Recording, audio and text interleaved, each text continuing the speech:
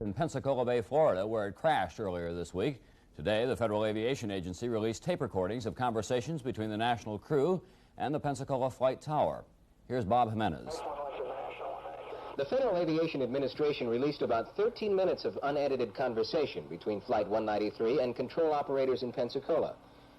This is the radar screen controllers used the night of the crash.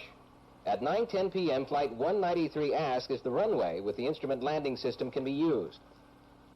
Are you using the ILS one, sir? ILS is out of service, has been for several months due to construction. Tell us what you'd like for us to do. Well, if I can't talk to you, it really would be up to you if you want to go back to Mobile or if you want to continue.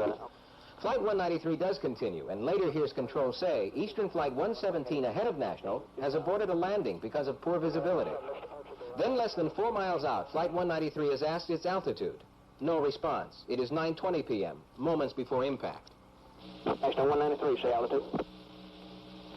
National 193, Pensacola approach, say altitude.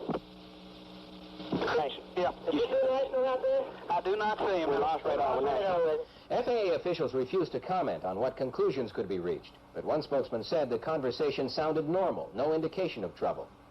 Some key questions remain unanswered. For example, why did the pilot have to ask which runway to use when he should have known that an instrument landing was not possible here?